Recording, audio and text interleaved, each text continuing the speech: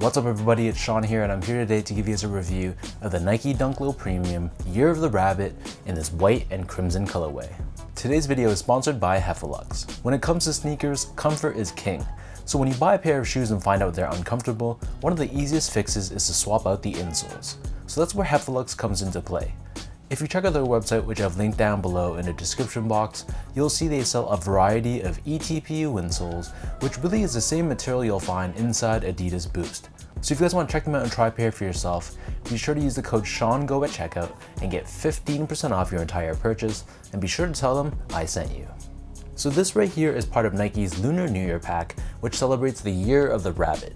So these dunks released a couple weeks back in January for a price of I believe $130 US or $170 here in Canada. The official colorway for this shoe is white, crimson, sail, and varsity royal. And if this shoe looks familiar to you, it's because it adopts a similar color scheme used on the 2011 Air Force 1, which was the last time we celebrated the Year of the Rabbit in the lunar calendar. So this colorway of white, blue, and red is inspired by the famous and iconic Chinese candy, White Rabbit.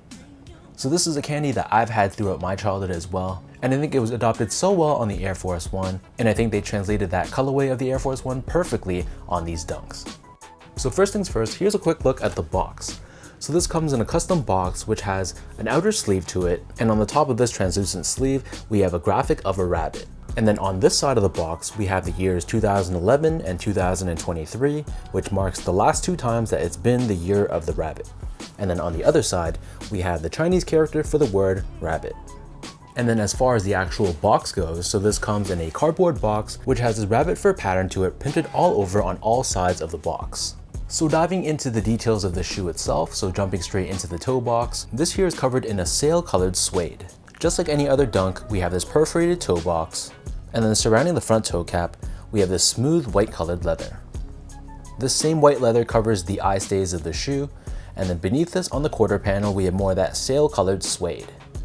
Overlaid on top of this, we have a chenille swoosh, which is done in this red or crimson color on the lateral side, and varsity royal or blue on the medial side. And then underneath this, we have more of that smooth white leather, which wraps around the bottom of the heel, and debossed on the lateral side only, we have a graphic of a rabbit, which is done in the shiny white color. On the heel, so above that white leather, we have more of that suede, and then the top of the heel is covered in this red leather. And unlike the Air Force 1, which had a bunny graphic embroidered across, for the dunks, we have the Nike wordmark instead. As far as the laces go, so these come with two different lace options. The standard or default lace that they come with is a flat style blue lace, which almost has a bit of a waxed texture to it to the touch. And as far as the lace doubrés go, or lace locks, you'll see on both the left foot and the right foot we have the year 2023. They also give you a secondary pair of white laces if you want to give the shoe a little bit more of a subtle look. So underneath these laces we have this tongue, which is constructed primarily out of that same white colored leather that the rest of the body of the shoe was constructed out of. And at the very top of the tongue, we have this chenille tag with the Chinese character for rabbit embroidered in the center in white. The back of the tongue and the interior liner of the shoe, this is covered in a blue colored mesh, and this ankle collar area felt pretty well padded to the touch. As far as the insoles go, so these come with your typical foam lined insole. It's covered in this white colored textile on top, and we have this bunny graphic in red and the Nike swoosh in blue pressed onto the heel. So the upper of these dunks sits atop this solid rubber cup sole, which is done in the semi-translucent milky finish. We have this contrast red stitching, which covers the upper portion of the midsole, and then turning this pair over to the bottom, so the outsole here is also done in this semi-translucent finish.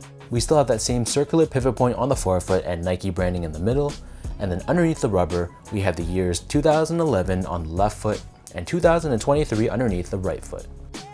So that breaks down the look and the construction of this pair. And for those wondering about sizing, so normally I go true to size in most dunks. So in my case, my feet measures as a true size 10, slightly on the wider side.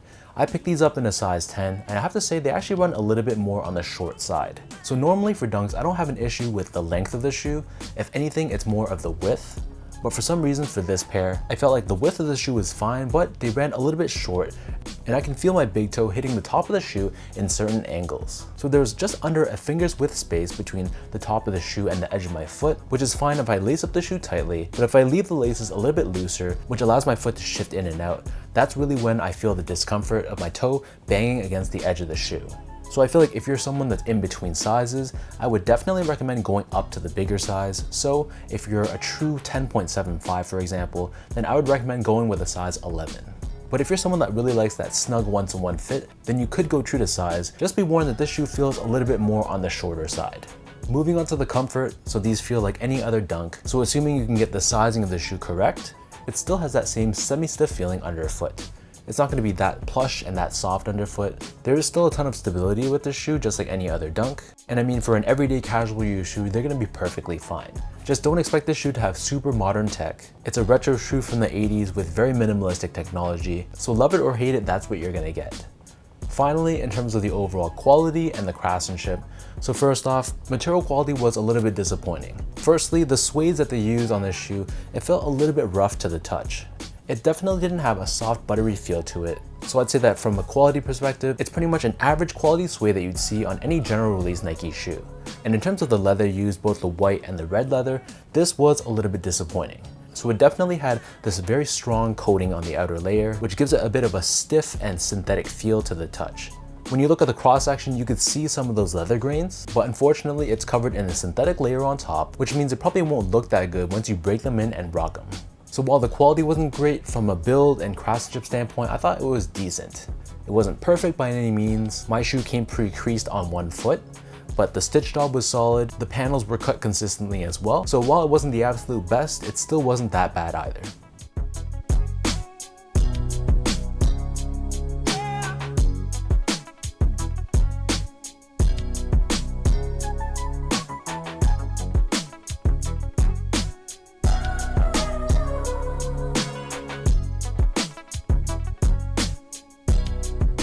So with all that out of the way now, let's toss these on feet.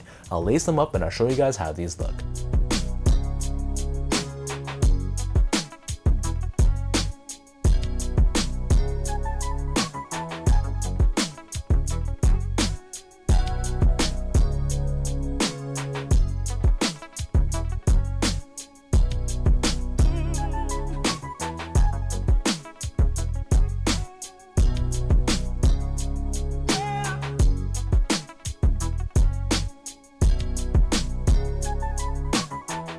Like I mentioned in the beginning, as someone who grew up eating this White Rabbit candy, it's really dope to see that 2011 Air Force 1 translated so well on a Nike Dunk silhouette. So obviously the colorway of the shoe is very bold and it's very eye-catching, so that means it's not going to be the easiest shoe to pull off. But I love the contrast of the white, the off-white, and the red and the blue, so I think it looks very clean, but at the same time, it's very bold and not boring whatsoever.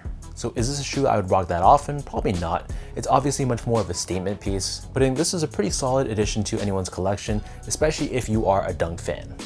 So let me know in the comment section down below what you guys think about these Nike Dunk Low Premiums Year of the Rabbit in this white and crimson colorway. What are your overall thoughts on this shoe? And for anyone watching, did you also pick these up? Did you take an L, or you're not really feeling these and this is an easy pass for you? If you guys like this video, be sure to like, comment, and subscribe to my channel if you haven't yet. You can follow me on Instagram at esco8, check out my Twitter account at sean.go, and visit my website as well at seango.ca. So until next time, thank you everyone for watching. Hopefully you guys enjoyed this review and hopefully it helped you in some way, and I'll catch you guys all in the next one.